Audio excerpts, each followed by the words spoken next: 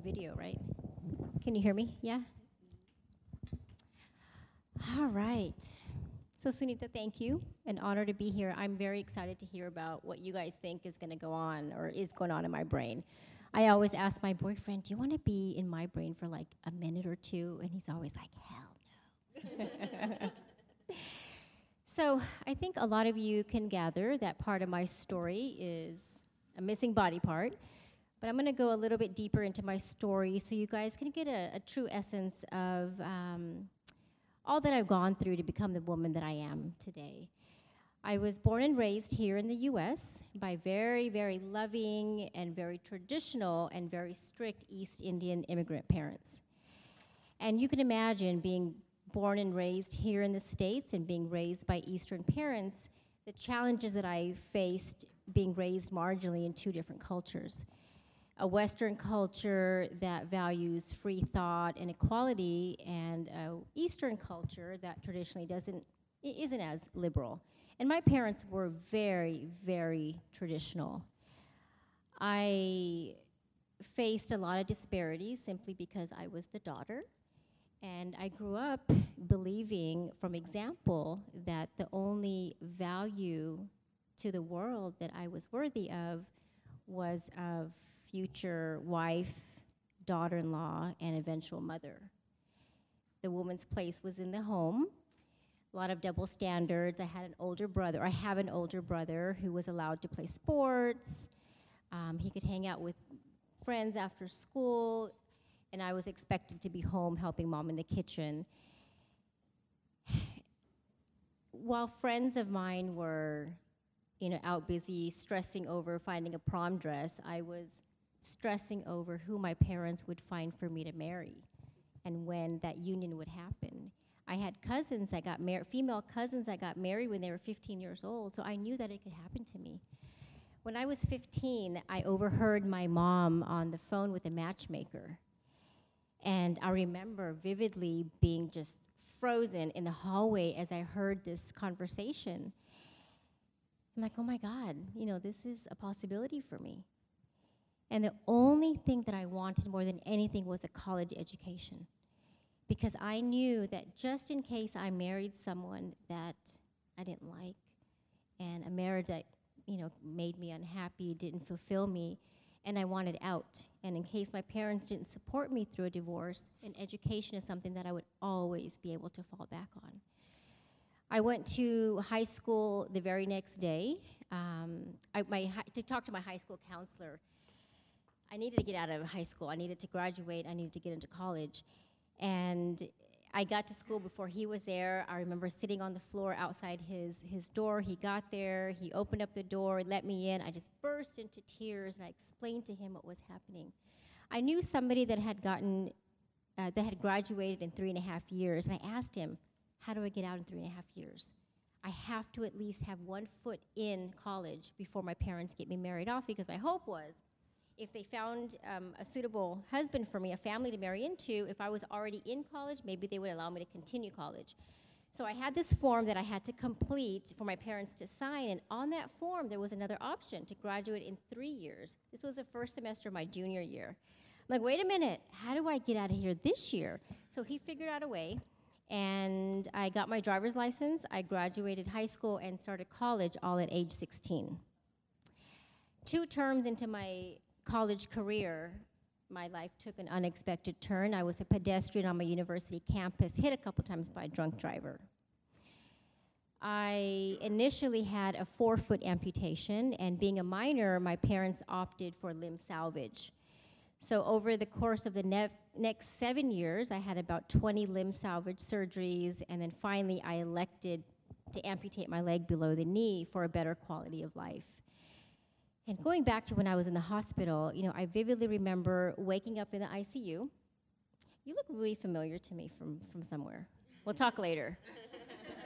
Those are my little squirrel moments that my boyfriend always teases me about. And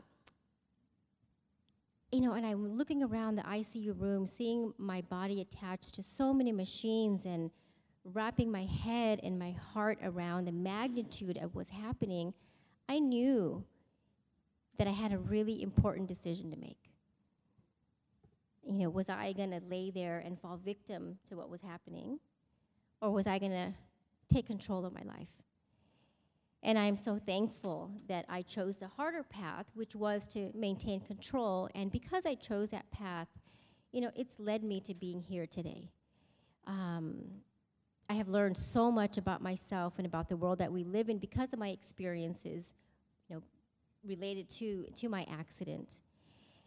And the other thing, when I was laying in ICU, you can imagine a parent's grief seeing their child attached to every machine, and they're beside me crying, and I thought I understood the magnitude of their tears and their sadness. And then they shared with me, additionally, what made it even harder for them was I'm part of a culture that was going to label me as less than. And for me to still have an arranged marriage, I would have to settle for someone that was also damaged or less than in some way. I'm 17 years old. I'm trying to, figure things out with this disability. And on top of that, for my parents to tell me that our culture views you as a cripple. And so they told me that we're not going to expect you to have an arranged marriage anymore. We do hope that you find an Indian boy, but we want you to find someone who's worthy, of your love. So we will not have. I would have had to settle for someone that had a medical condition, or was divorced, or came from a family that had a bad reputation or something, for me to be equal to their value, because it's superficial attributes. I'm sure you guys know enough about arranged marriages. So I did end up marrying an Indian boy who happened to be the son of my parents' best friends. I was in graduate school in San Francisco, and he was at UT in pharmacy school. And my parents were ecstatic because I was already like family. If you marry this boy, it's perfect. We'll go on, you're his parents, and we'll go on vacations together, and it's just going to be the dream marriage. So 6 months on the phone, we had a long telephone courtship. He convinced me to come to Texas to see how we got along in person. I came out within, 5, 6 days. We didn't mess around. Okay, well, we're getting along. Let's go ahead and get married. So he went to his parents' home to let them know the great news that he finally found his bride, and they disowned him because of my disability. They didn't want a cripple in their family. So we still married. 15 years into our marriage, 2 beautiful daughters. We finished our education, got great jobs, home, minivan. 15 years into the marriage, everything seemed to be going just perfectly. And then I caught him in multiple infidelities. And again, another life challenge and adversity to learn from, to figure things out from, build myself back up. And it was through the grief of losing my marriage, losing my husband, and in those new tears, I really believe a new woman was born. I was finally free of our cultural expectations, and I was free to finally find the voice that I know was so deep in there wanting to come out. And that voice has led me to raising some amazing daughters who are now 16 and 13. I've been able to find a voice, that can take care of my body. I run, I swim, I hike, I climb tall mountains, and I do it all as a girl. Something in my culture that wasn't allowed. And a voice that has allowed me to find my life purpose because of all the experiences that I've gone through, and finding my life purpose in service. My new voice gave me the courage to find, to have created a nonprofit organization called the San Antonio Amputee Foundation. And for the past 21 years, I've been so blessed to have been able to touch the lives of thousands of amputees and their families and helping them through such a dark time in their life, and building hope and inspiration, and just building their resilience and being a mentor, and then just watching them flourish, just from leading by my example. And I tell the people that I work with and that I get to meet that every life obstacle that we have, every adversity needs to be looked at like a gift, because it's a gift that teaches us invaluable lessons. And those lessons are the foundation of building our resilience. And without resilience, how do you bounce back from all the inevitable adversities life is always going to continue to throw at us? And I celebrate every single adversity that life has ever thrown at me because I know that it's helped me become the woman that I am today. The example that I get to lead for my children, the legacy that I get to leave behind for my daughters foremost. You know, when that day comes, when, you know, I take my last breath in this existence as we know it, I know that I will have a mind and a heart full of so much peace and happiness because I knew that my life mattered.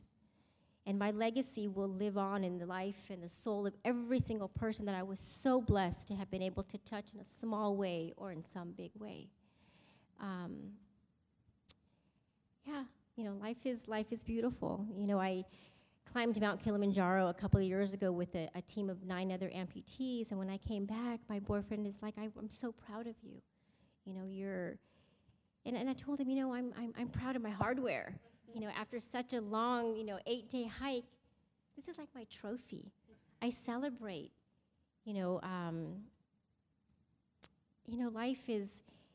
Life is what we make of it, and all of us need to always remember that through our adversities, the one thing that nobody can ever take from us is our choice. At the end of the day, it doesn't matter what happened to you, when it happened to you, how it happened to you, who did it to you. All that really matters is how you chose to react to your adversity. Those choices dictate the course of your life, and the quality of your life. And these are the lessons that I get to teach my kids every single day, and get to show by example, the tribe and the people that come to me for love and for guidance. So that's who I am. There's a lot more to my story, but I know we're at 20. I don't even know how long I've been up here. And then we have Kathleen here, who I'm gonna let her tell her own story, but another testimony of just perseverance and resilience and true grit and strength. So, here she goes.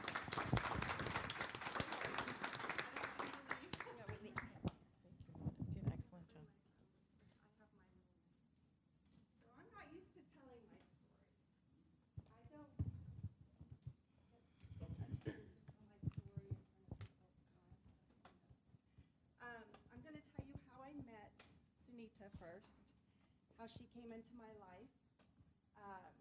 Sunita came into my life because my oldest daughter, who is 32, told me that she didn't want my youngest daughter, who is 14, who had a mental illness. Well, they call it general anxiety. That's what she was diagnosed with, and she was on medication. So my oldest daughter is very adamant that she should not be on Prozac. So she says, I want you to go meet Sunita. And so I did, and that's how I met Sunita, and it has been a wonderful journey with her. And then, interesting enough, the tables turned to where back in September, I had my amputation above the knee, and I'll tell you all about that in a second. But that's how Mona came into my life. And Dr. Rajani, who was my orthopedic doctor, said when I went and saw him in May, I had an infection that wouldn't heal. Back when I was 8 years old, had Ewing sarcoma, which is a bone cancer to my right tibia. And they said, well, they told my parents that I wasn't going to live.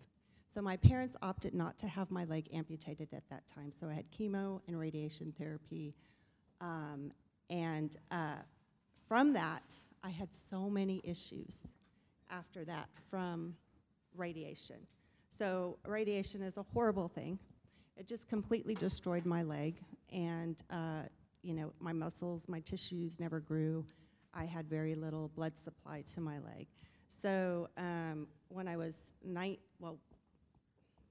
back up a little bit. When I was 13, I went through chemo, radiation when I was 8. The cancer went away. I went into remission. I remember being at 13, just my leg was real skinny. I didn't have any muscle. People were making fun of me. You know how kids are, right? They just have no mercy for you.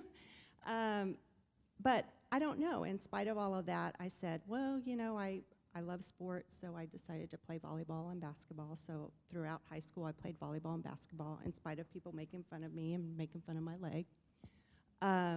And then I did everything wrong after that. After I graduated from high school, I thought I wanted to go play volleyball, and I got another tumor in my leg. And so I just didn't go to school. I met a boy. I didn't get married. I got pregnant. And my parents were very disappointed. His parents were. They were very strict Catholic. And they wanted me to have an abortion. And, you know, I wasn't going to have an abortion. So I had Madison, who was 32, beautiful, 2 grandchildren, because I did not have an abortion. And my mom told me, she says, you've got to do something with your life. You have this beautiful baby you've got to take care of. So I decided to go back to school, and I chose engineering.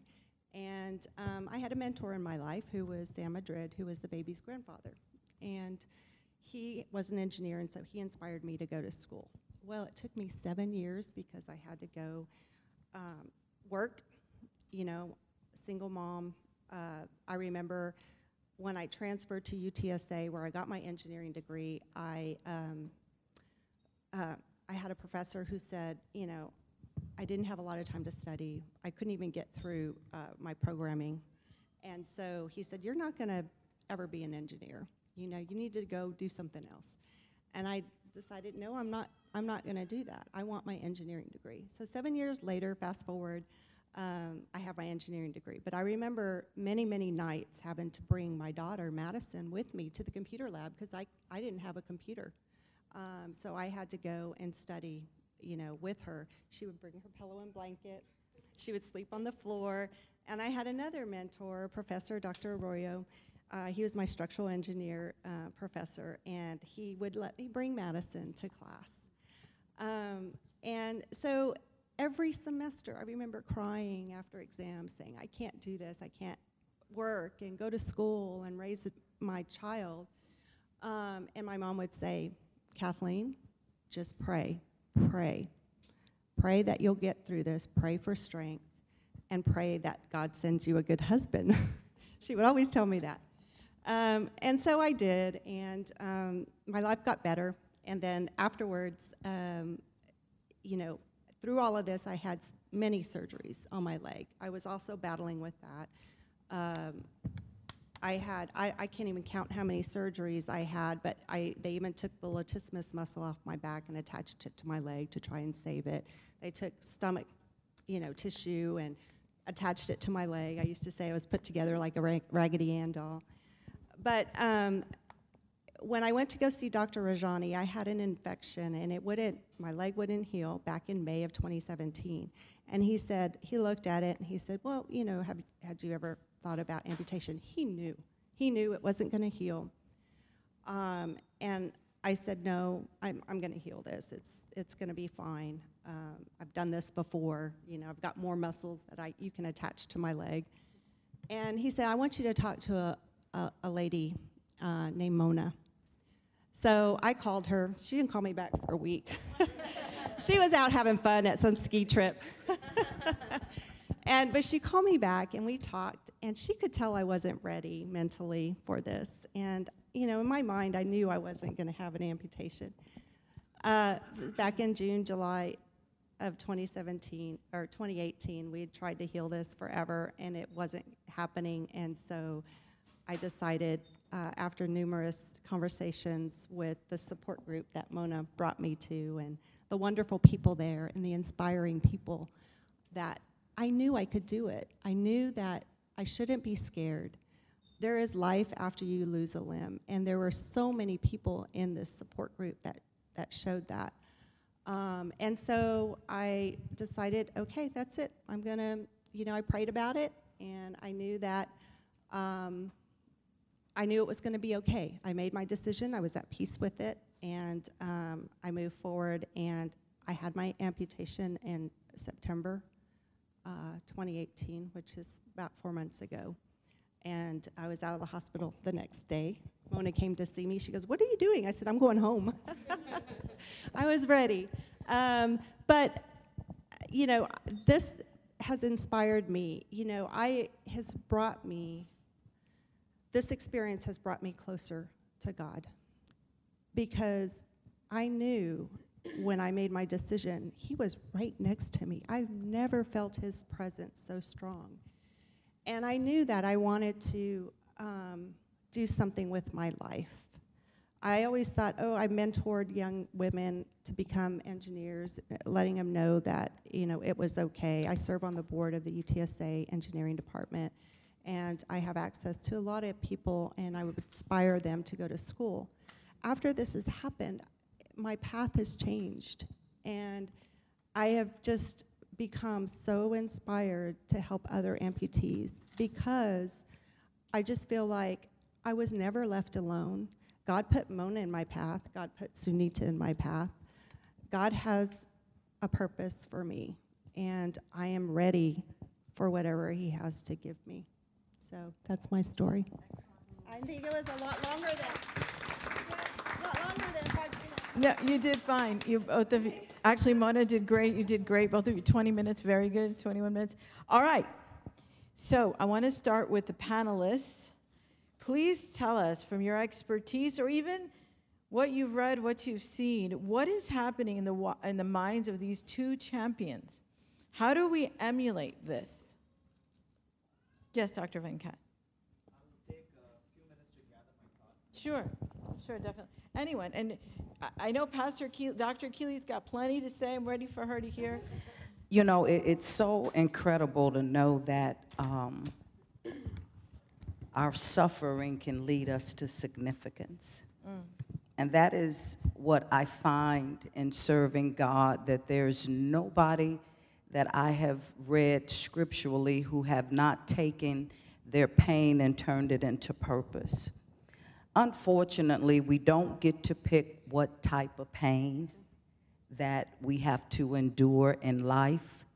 But as you stated, you knew God was with you. You knew that there was a presence that was unseen, but nevertheless pursuing you and encouraging you in the process. So I'm thinking about the scripture that says that we are transformed by the renewing of our minds. And when we walk with a God who's all-knowing, who's ever-present, we're always encouraged to renew our minds. And we often have to do that in troublesome times.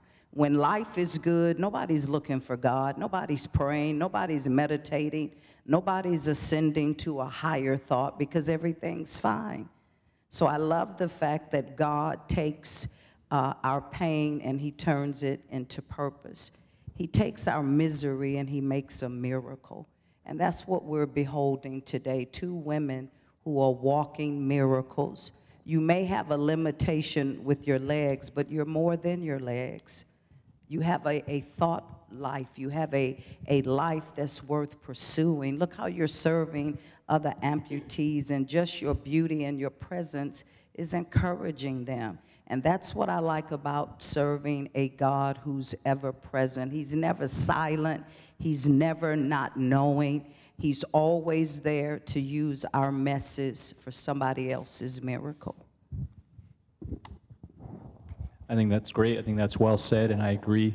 I think coming here with labels like physician kind of puts you in a box that you really shouldn't be in. So so much of what you say resonates about purpose and faith, and that really is some of the underlying essentials of how we cope with life. So one thing that jumps out for me is that, and it's hard to be objective in a way because feel very connected to Mona. She's a good friend for many years, and turns out I'm more connected to Kathleen than I realized walking in.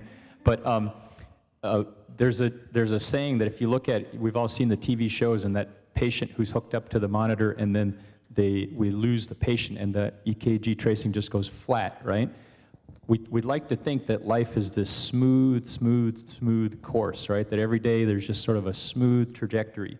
But someone jokingly said, well, if it were, then you'd be like that patient that flatlined, you would be dead. Because the essence of life is there are ups and downs, like that EKG tracing when someone's alive. So the ups and downs are necessarily present. And I think there are some people out there, such as these two, that are probably better at acknowledging that there are going to be ups and downs. And not everyone's downs are as significant necessarily, but we're all going to experience them. How you handle that is this broad field that's become very, very relevant called resilience. And obviously, these two have a tremendous amount of resilience. I think that one thing I know about Mona in particular is just how much love there is inside. And so it's not only a love of two daughters and as a loving mother, but also just saying, I have things that I can transmit to the community as a person who has a lot of love to give, to be supportive of others who are enduring the physical and mental hardships. So maybe she consciously knows the ripple effect that she is propagating, which is a positive one that we're so thankful for, the ripple effect that touches other people, be it Kathleen or myself or the next person. I will say that I climbed Mount Kilimanjaro a year after her, and so maybe she doesn't know the ripple effect that way, but now she does. And the final thing I'll say for now is that something that I have been doing a lot of reading about and I'm very excited about is just this whole thing about purpose, right? And someone defines purpose, one person whose definition I liked is, purpose is values plus goals. Those are the two things that go into purpose. And so it's never too late to define, redefine, or refine your sense of purpose.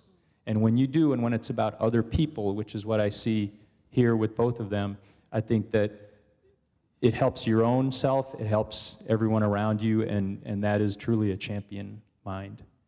So. Thank you. Think any other panelists? Well, what I see here is decisions. It's very important that you make decisions. Your mind is your body's CEO. Your mind tells your brain how to think. So your mind makes a decision, and your brain follows up on that decision. What I saw with Mona was there were 3 times that she had a decision to make. And each time she swiftly made the decision, and then her brain followed up on it. In medicine, we always have decisions to make, but a lot of us put off those decisions. And as a result, because we put up those decisions, we get to the point where it's too late. Right? Kathleen also had a decision to make. She took a little longer to make the decision. Maybe if she had made a decision a little bit sooner, she might have had a below-knee amputation instead of an above-knee amputation. But it's all about how we decide things. But I always say to my patients, before I can help you, you have to decide that you want to be helped. If you take 2 patients with cancer, one says, I'm going to die. The other one says, I'm going to survive. The one that says they're going to die, the brain hears, it's time to make funeral arrangements, time to give up, time to close shop, and that person dies. The other one says, I'm going to survive. So the brain hears, we are going to survive. So what does the brain have to do? The brain now has to design a plan to make sure that you survive. So the brain starts doing research. They Google things. They find the things that will help kill cancer. They get on the ball. They redirect their resources to make more immune cells.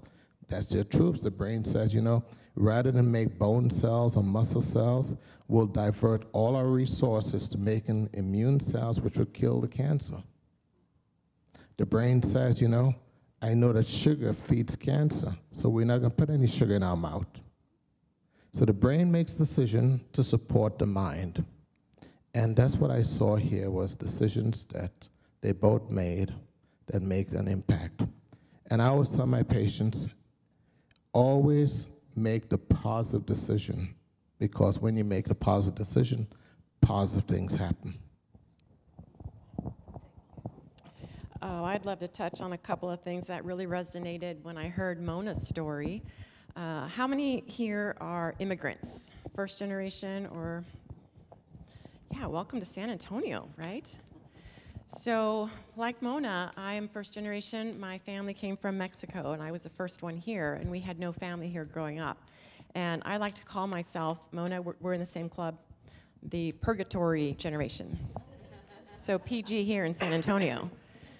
And that could present an added difficulty as we evolve into mature adults, because we are missing what most established cultures have, which is cultures and norms and understandings of how you're supposed to go from phase A, B, C, and D through life.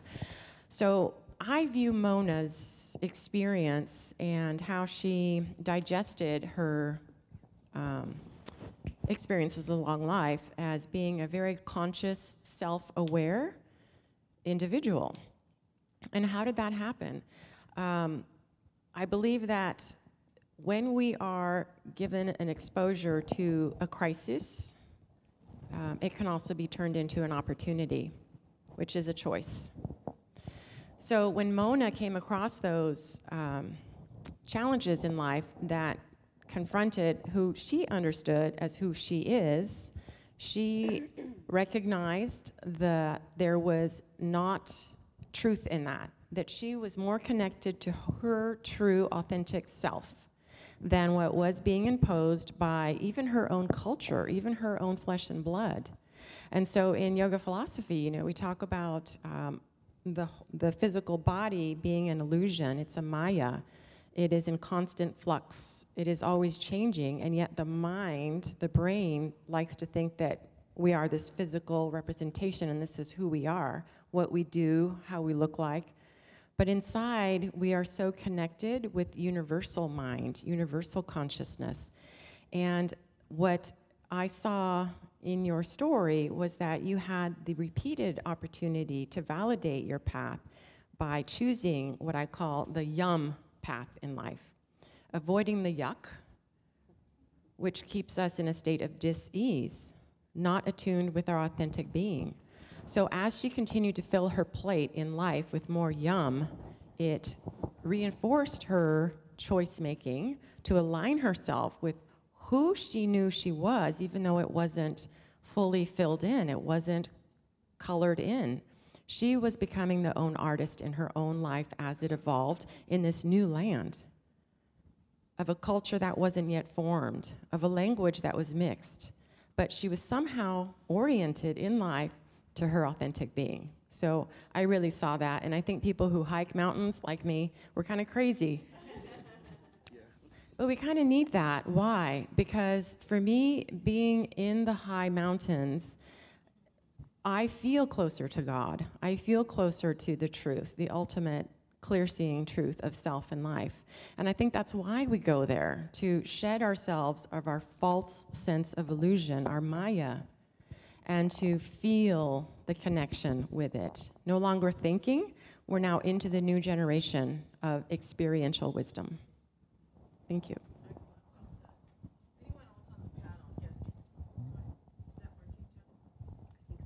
Doctor, are you ready, or would you like to go last? I'm fine. I'll go ahead, finish, and then I'll talk Okay. last, yeah. There is so much richness here, and we all really are saying the same thing, that resilience leads to health. I think that when we think of the body and we think of loss, we think when we're losing a part of the body, that's our identity, and we're going to grieve it. And we do. Losses happen all the time in life. But when you turn it into a strength, it's transformational. You could not be more beautiful if you had your original appendages, right? Because there's a beauty in the two of you, the way you carry yourselves and hold yourselves, a demeanor about you, as if I have gone through a transition and I am never going back to who I was before. Trauma and physical trauma takes us through a transition in our mind like a doorway. We have to choose to go through. And if we don't choose, the brain and body get stuck and cannot grow and cannot heal and cannot change. It's almost as if God gives us a free will, but when we come up against obstacles, we have to face it or we can't grow. As a therapist, I related with something Mona said that I've seen in many traumatized women. That is the concept of losing the voice. Somehow the body feels when it's been traumatized that it can no longer speak, no longer sometimes read. Sometimes people lose the ability to process language when they're traumatized, or sing, because they believe all of a sudden, I don't have anything left to say. The value has gone out of me because I've been robbed of it. I'm talking about rape or something that makes a person question their identity. The body reacts by saying, I'm going to shut down some of my abilities. So that really struck me, how you said you felt like you lost your voice. And I wanted to ask you, how did you regain your voice? Was there some specific moment? Because now you're using your voice so much to help others.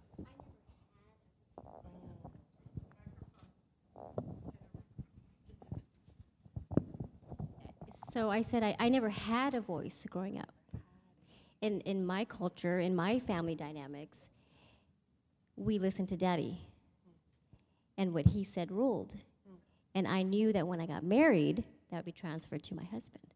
I'd be listening to whatever my husband said. That would be my law, my rule. So I never had a voice. So when I got into my accident, I was shy and timid, and my dad would be yelling at my brother and reprimanding him for something, and this is truly, I would just about wet my pants. I was so scared. I was so timid. So when I got into my accident, my parents were, additionally freaking out because how is she gonna handle this? She's not equipped, she's not strong enough. So, I did a lot to persevere and to go through my adversities. But it was after my divorce, because I married, my ex-husband was born and raised here also, but he also grew up with the same cultural roles that I did, because his parents were immigrants also. So even though he was, I would always call him a coconut, but he still valued that he was the head of the household. So I still didn't have a voice in my marriage, but I didn't question it because that was my culture. So it was after my divorce. It was very liberating.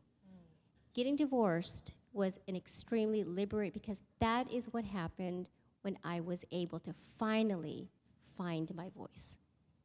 Yeah, I was free from the cultural expectations after that. I'm dating, I'm like running with scissors now. I'm dating a white guy. 6 years, and I finally have found a man who loves me, and we're equal.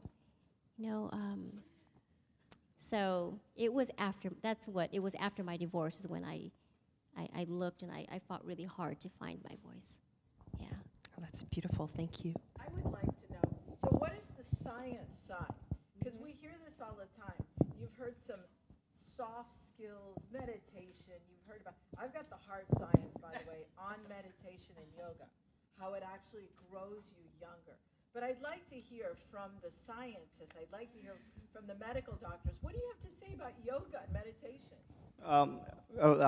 First of all, it's an honor to be part of this again, and I say that again and again, because ultimately what we read in textbooks is one thing, but when you see it in action, it's very, very powerful.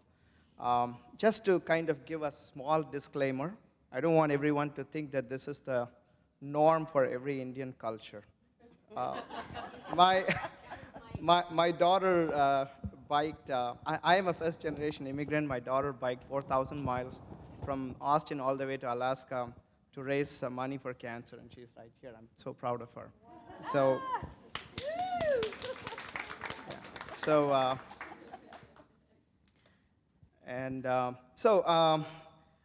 having said that, we talk of resilience here. See, when we say resilience, we kind of try to understand it as a concept where you have an insult and you come up with no injury.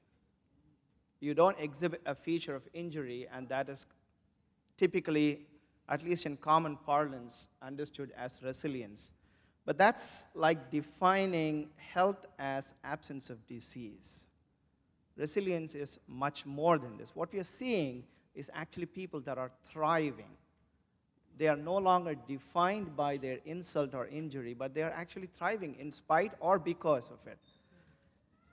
There are multiple biological factors that form a part of resilience. How the brain changes, what are the genetic changes that accompany, what are the hormonal changes that happen, what is the what we call neuroplasticity, how the brain itself changes in people who exhibit resilience. We still do not know, is the brain change secondary to their resilience, or is the resilience secondary to the brain change? Ultimately, it doesn't matter whether which came first, the chicken or the egg. But I'll talk about three main psychosocial factors that affect resilience. The first is we choose to either actively cope or avoid, meaning our behavior.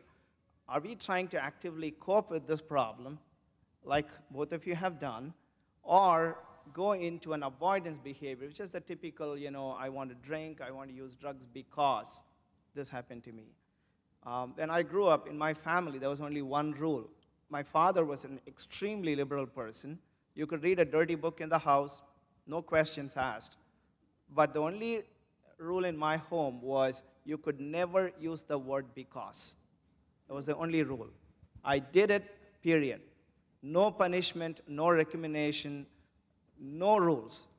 The only thing was whatever you do it in the open, but I will not ask you a reason, and you should not give a reason. That was his style of parenting. God bless him. The greatest man I knew.